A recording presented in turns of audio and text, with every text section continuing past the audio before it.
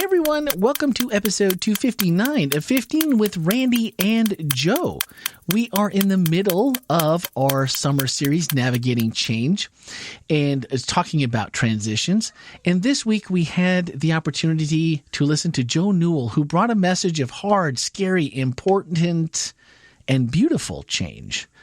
I like two of those, maybe three. I like one of them, maybe two. The other two didn't sound as enticing as I thought maybe they could be, or maybe they should be, but we'll get into that. But before we get started, I wanted to say that I appreciated the way that Joe started her message this past week with a lot of transparency. And the initial reaction to being asked to speak, she said, "I'm not a pastor. My name is Joe Newell, and I am a work in progress." Joe, thanks for being on the podcast, and I appreciate the opening there because anyone that's ever been asked to preach, it feels a little weird if it's not your normal thing to do, and then are people going to think I think more of myself, or like maybe my story's more important than somebody else's? I get where you're coming from there, so thank you for that. Absolutely, Randy. And I wanted to start with that also, so people to give me a little bit of grace in my sermon. But also, I knew that in the loop, they were going to be asking questions. And I wanted them to know, just like everybody else, I'm not a pastor. I don't have all the answers. But just like everybody else, I've been through a lot of change and transition in my life. And I could speak to that. And in being transparent with people, as hoping that anybody listening could relate and say, yes, I've been there too, and I'm not alone. Yeah. No, that's such a difficult thing sometimes to portray, even though it would seemingly be easy. But I've been where you were this past week, and when you're asked to speak twice, it's even, I don't know if it's worse or better. The first time is always what it is, and then the second time you feel like, I've never been able to preach exactly the same message twice, even with having it written down. So it's always different. And I'm like, where in the world did that come from? So like you said, a little bit of grace getting it from the people in attendance and watching is always good. That was awesome. But I did, as you predicted, I did chuckle at your initial example of hard change and the adjustment to being married. And, it's the universal struggle as married folk. We all know this. Because we all know that the proper way to squeeze the toothpaste from the tube is, of course, to roll the toothpaste neatly, even using a little clip at the end to make sure that none of it goes back into the part where it's already been. And it's so neat from the end, so it's always ready with an even output onto the toothbrush, right? That is open for interpretation. That is the way my husband rolls the toothpaste, but I squeeze in the middle and go. So the solution has now been two toothpastes. Yes. So, okay, but now there's one thing that you can really only do one of. So I need your input on this. Over or under on the teepee? Oh, over. Over? Over, for sure. I'm an under. But my wife is an over. It's over for me. Okay. Well, your wife has it right then. It's so funny because, there are so many examples of hard change that, we all can resonate with. But I was wondering if there was something specific that you found that worked differently for navigating these different types that we've already talked about, this hard, scary, important, beautiful change. Is there something different that needs to happen with each of those as you approach them, have you found? Or is it more just a universal way that you approach all change, going through transitions? What do you think? That is a very good question. I will tell you that in these specific situations, I approached each one differently. Okay. So for me, for hard change, adjusting to being married, what I did was asked a lot of questions of, my parents, of people that I saw that have been in relationships. And I asked a lot of questions, and I took a lot of feedback and was open to whatever recommendations that were given to me, grandparents, everybody. So I was very open and, willing to learn and wanting to understand. For scary change, I tend to have kept that experience. I didn't really talk about it at all. I think a lot of people heard firsthand that experience from the sermon this past weekend. But what I did in that situation and what I empower people to do is when you're going through even hard and scary, a lot of times for me personally, I want to recluse into a little shell and I don't want to talk to anybody and I just want to stay to myself. So for scary, I really started volunteering at the church and spoke up about being involved in From Outside In and being a worship host. And I just started to put myself out there. So even though I wasn't talking about it like I did hard, I was surrounding myself with positive people and with the church community to help uplift me, even though I wasn't verbally talking about what was going on. Yeah, you weren't. Wow. Well, I resonated with your scary change story because being in that professional place or a place of leadership that requires you to, in this instance and many times, to, you're the beacon of bad news. You're the person that's got to be the heavy. You're the person that's got to deliver the bad news. And while 2 weeks before Christmas is just horrible, there's never a good time, right? There's never a time when you have to deliver that news of, hey, we're letting you go, that it ever is received with, wow, that's great. I was just thinking about leaving. I've got this great opportunity, right? It never happens like that.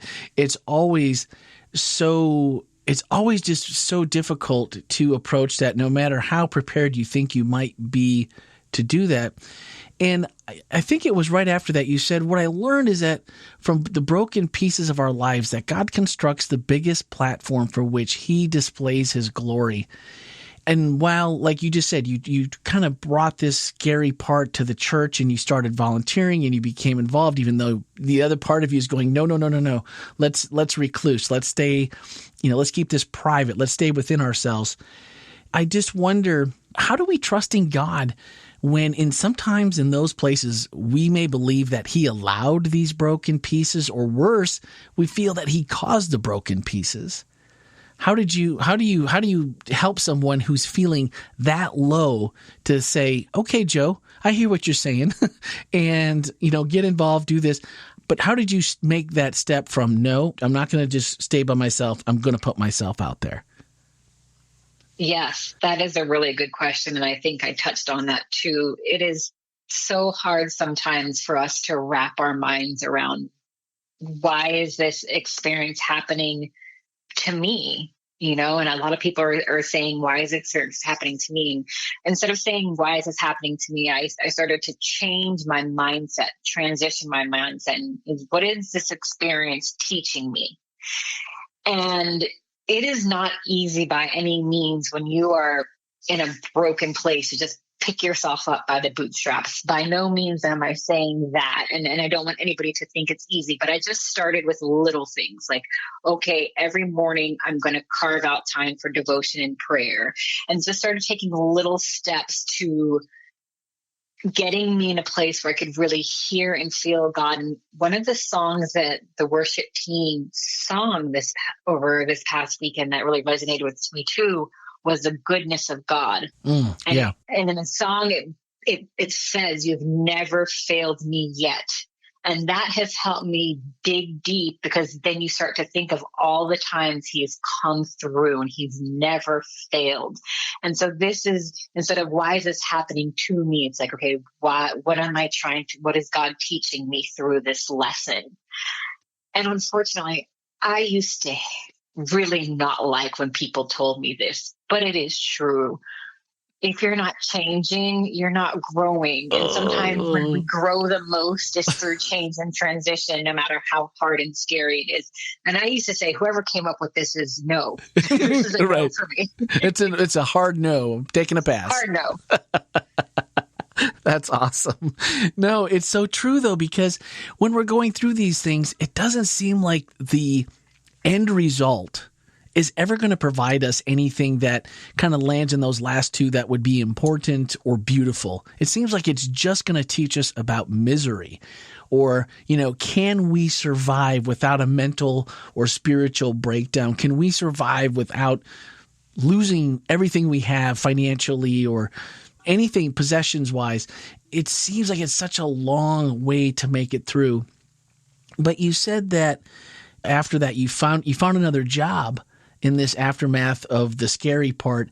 It wasn't in your skill set. It was way below where you had been previously in your other job. And, that's such a direct hit to our ego, not to mention, of course, the pocketbook and everything else that goes with it.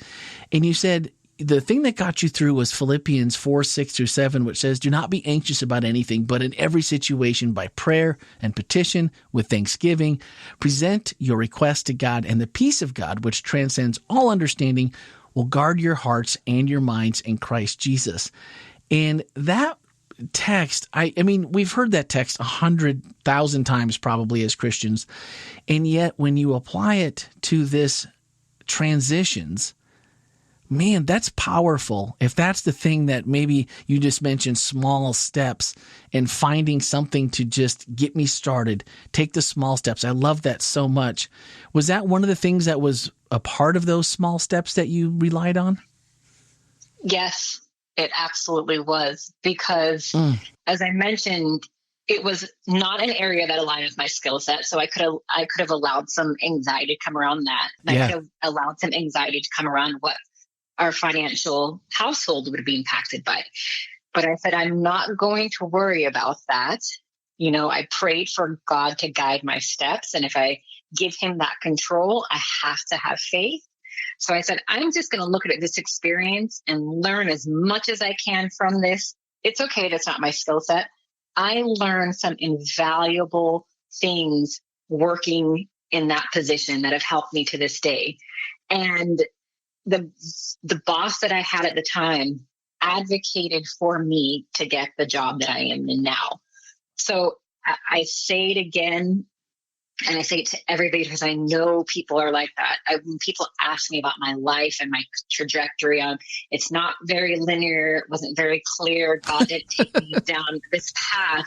It really is like a quilt, and every piece by themselves might not make sense. You bring it all together and you sit back and you say, wow, God, because it took going there to learn some very, very important skills that I did not have, right? I said it did not align with my skill set to get me to where I am now. And it, working in that environment, I was advocated for to set me up for this new one. So it really, you have to trust God. Whew. You really have to trust him. That's the big one. But I found that now that you've just mentioned it, I've been thinking back. The first week we talked to Chad Hess. If you caught that message, he talked about his life being completely nonlinear, just as you have. And he said something very similar to, in his opinion, there was no life experience, work experience, but just basically life experience that goes to waste. Because there's always something that you're learning during the process of whatever it is you're in, whether it's a career that's changing and transitioning, whether it's your life, you are married and you're not married, or you're not married to become married. There's always in these transitions. Said there's nothing I've ever learned that hasn't come back to be more useful later.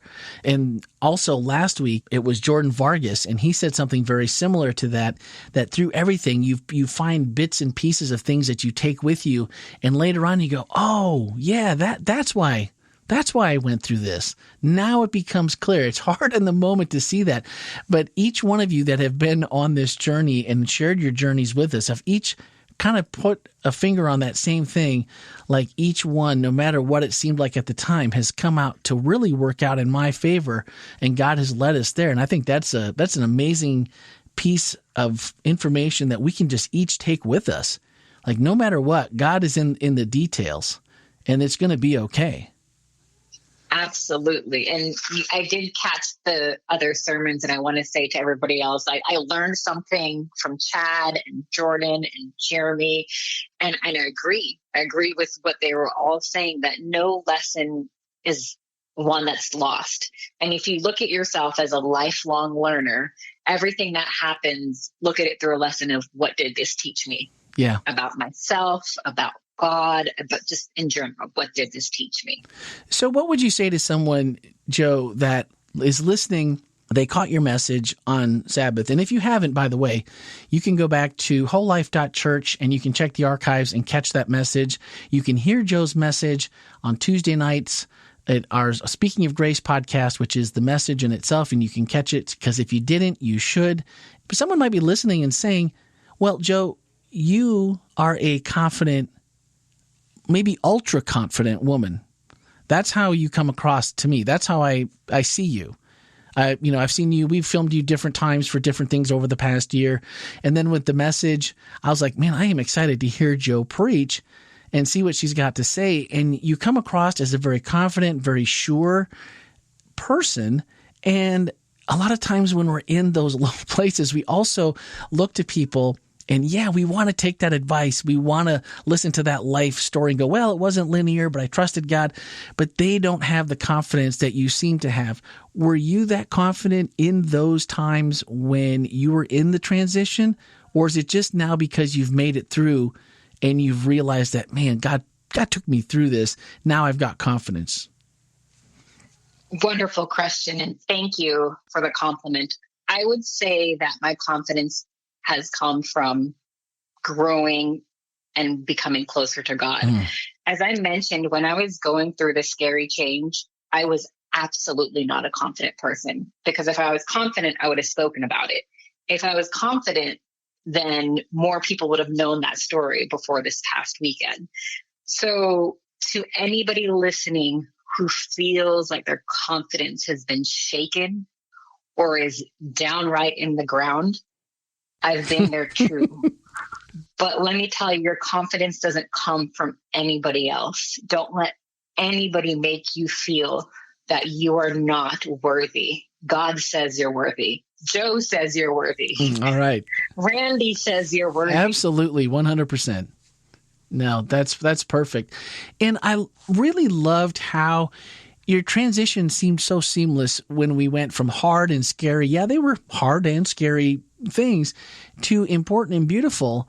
And it was an unexpected surprise, but also reassuring that other members view my church. Joe looks at my church the same way that I do.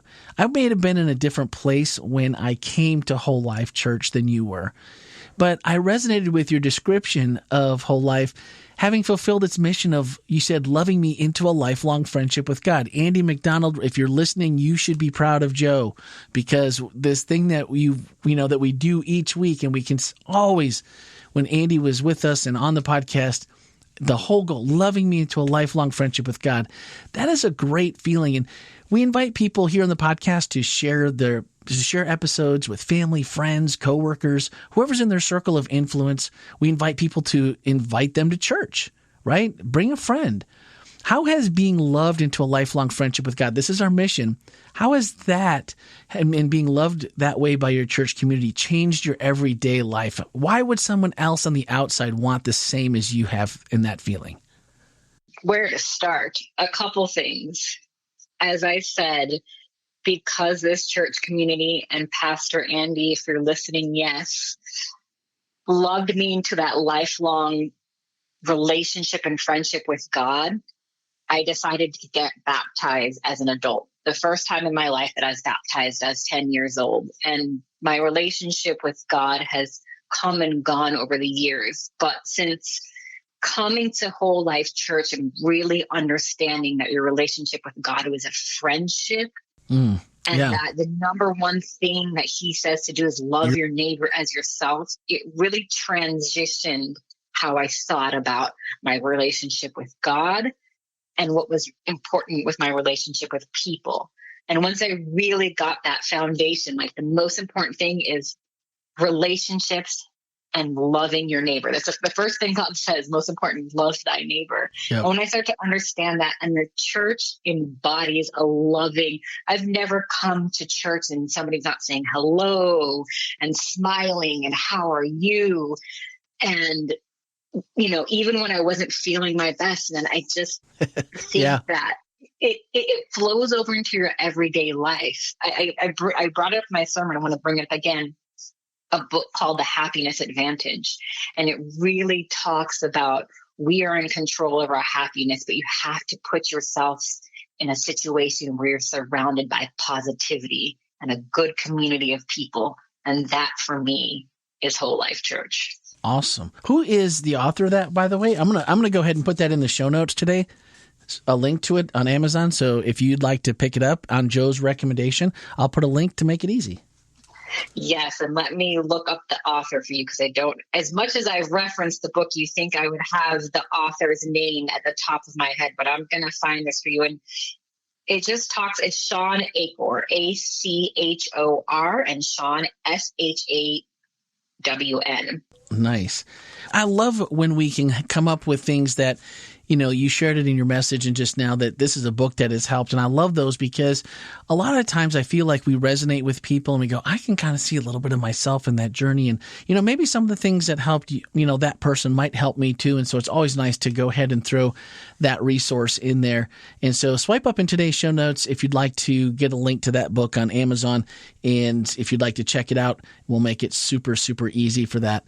And I noticed at the end of your message, you talked about being part of the new pastoral search committee. Like Andy was a big part of you feeling this loving into a lifelong friendship with God. You got rebaptized. Andy was a part of that. And now these beautiful changes, these important changes that have to come, and that you were part of the search committee and ultimately deciding on our new senior pastor, Ken Wetmore. Can we expect more of this mission of loving people into lifelong friendships with God? Can we expect more of that as Ken comes aboard? Absolutely. Absolutely. I had the opportunity, even though we're in a Zoom environment, to meet Pastor Ken in person. I know we've all been in the Zoom environment to meet Pastor Ken in person. And I know that he believes in loving people into a lifelong friendship with God. And I think that we're going to continue to see that, because that's how we see our community grow. And that, we're going to continue to grow as a community, because I do believe he knows that mission and vision is important. That's awesome. I got a chance to meet him just briefly. We did a little intro video with him and Andy way back when, a couple months ago. And then he had flights to catch, different things. So I haven't actually had a chance to meet him for more than that little minute or two. But I'm excited for what's in store as well. So as we begin to start wrapping things up, tell me if someone had come to you and when you were, pick hard, pick scary, pick any of the transitions that you talked about, and at the bottom of one of those, if you had seen someone like yourself that, seemed confident and seemed to have the answers, what's the question or what's the thing that you, as the other person, what could have someone told you that would have given you hope, helped you continue on, and to maybe lift your spirits a little bit at the bottom of the journey as you're just feeling like, there's so far to go seemingly, and I just don't see an end that I like, or even an end maybe at this point. What could someone have told you at that point that would have helped just lift you up a little bit and given you hope to keep going on? Yes. And, I believe Chad touched on it in his sermon as well, is a big part of our lives are our careers. And a lot of people link their identity to their career. And so if you go through a scary change, like a change in a job that is unforeseen, you might feel a little lost. Your self-esteem might be shaken. Your confidence might be shaken. But as he said, and I will say to your career is not your identity. You might have many changes. Your path might not be linear. It might twist and turn a little bit, but it's okay. That doesn't devalue who you are. And it's okay not to have it all figured out. That's not a good what one. God asks us to do. God does not ask us to figure it all out. He asks us to trust him, because he will guide our paths. Not we will guide our paths. He will. Excellent. That's awesome. So tell me one more thing, and this wasn't something I thought about earlier, but, I'm listening to our conversation and I'm just hearing someone on the other end of the line here that is, I don't know you that well. We've met a couple times, but I am hearing the love of Jesus in your voice and from speaking from the heart, both in your message and today. And, I think it's sometimes we devalue what our pastors say because, well, the pastor has to say that, right? He's a pastor. I mean, what's he going to tell me? That Jesus doesn't love me? He's going to tell me that it's okay to do whatever.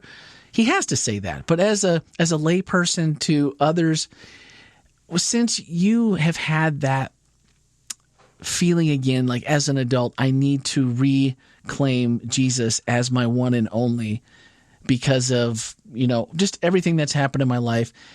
And then once you've done that and how your life has changed, what does Jesus mean to you in the everyday? Like how could Joe live without Jesus? She can't, right? I could not live my everyday without him because by nature, I think I would then find myself in a position where I was concerned or worried or anxious. And for me, Jesus is knowing that I have him, knowing that I can lean on him, knowing what the Bible says in Philippians 4:6, verse 7, it allows me that confidence to say, okay, I don't need to worry. I don't need to be anxious. And that grounds me each and every day. Because if you have a type A personality like me and you want everything perfect, you want everything figured out, and you want all the answers, you're not going to get them. No. So it's just such an instrumental part of my life because it brings a sense of peace and a sense of calm and a sense of it's going to be okay. I was hoping you were going to say I could have those, but then you said no. No. Joe, doggone it. All right. Well, if Joe says so, then I believe it because Joe's smart. So this week, all of the questions that were submitted during our live stream of The Loop, where we have a Q&A each week with the speaker, Stanley and Joe got to all those. Unfortunately, they didn't leave us not even a one. So today we're going to jump right into our whole life takeaways. We wrap up. And this week, one of them asked, what are some best practices you can implement to help navigate change? And as always, I thought about it for a little bit. And I've really boiled it down personally to I have to pray simply and directly and then just try to be patient. I can't do a ton of things that, I don't know, that seem just like meaningless. And I'm horribly impatient, so it isn't easy. But the one thing that I found is just being open and in like transparent communication with your spouse, your friends, family, the people that you trust most in your life, of course in prayer to God. But they can also help you speak truth and patience into the process. So leaning into whatever support community you trust most in, even when it can be extremely uncomfortable to do so, has been a huge help for me. So what about you guys listening? Do you have any best of practices that you can share that have helped you navigate? Because transitions are hard for us all, even confident people, type A people like Joe, like myself. We just decided that, right, we all need some help. So sharing those would be great. You can let us know by sending a voicemail or text to 407-965-1607, or as always in an email to podcast@wholelife.church. And I would really, really enjoy reading your comments or playing your voicemail on next week's episode to hear how you have done that. And our final thoughts this week are from the closing to Joe's message. She said, as long as we are living on this earth, we are going to be forced to live with change. Change that is hard, scary, important, and beautiful. Hold true to what the Bible teaches, that one day he will wipe away every tear from our eyes, and death shall be no more. Neither shall there be mourning, nor crying, nor pain, for the former things have passed away. Of course, found in Revelation 21. For the former things have passed away. That might be the best promise in all of the Bible when we talk about navigating change and transition, when things are tough and we're in the valley and the outlook doesn't seem to be any brighter. That was the perfect way to end the message. That was awesome. Thank you, Randy. And thank you to our church family for having us share our stories of other members in the community, because we hope by doing this, people realize that they're not alone in any of the change and transition they are having to go through. Exactly. I say it every year, and it is absolutely the summer series when we speak to members is absolutely my favorite time of each of our series throughout the year. So thank you, Joe. I really appreciated personally your message this week. I found it to be very thought-provoking and also just very timely from the where we find ourselves, of course, with COVID, the pandemic, all of that stuff, and just to find a little bit of hope from, like you said, someone that we know is just like us or struggling with the same things that we are. It helps in that journey. So thank you again for being willing to not doing it only once, but twice, and then coming here onto the podcast as well. We appreciate your time. Thank you, Randy. It was an absolute pleasure. All right. Awesome. All right. Next week, we're going to continue with transitions, navigating change. And next week, it's Something Old, Something New by Adonna Andino. So we will look forward to that. That's going to do it for this week. Of course, check out Speaking of Grace. All of our Whole Life takeaways are included in the show notes on that. It comes out every Tuesday evening around 8 p.m. And of course, next Wednesday, we'll be back, hopefully with Adonna, if possible, for episode 260. So thanks, guys, for listening, and have a great week.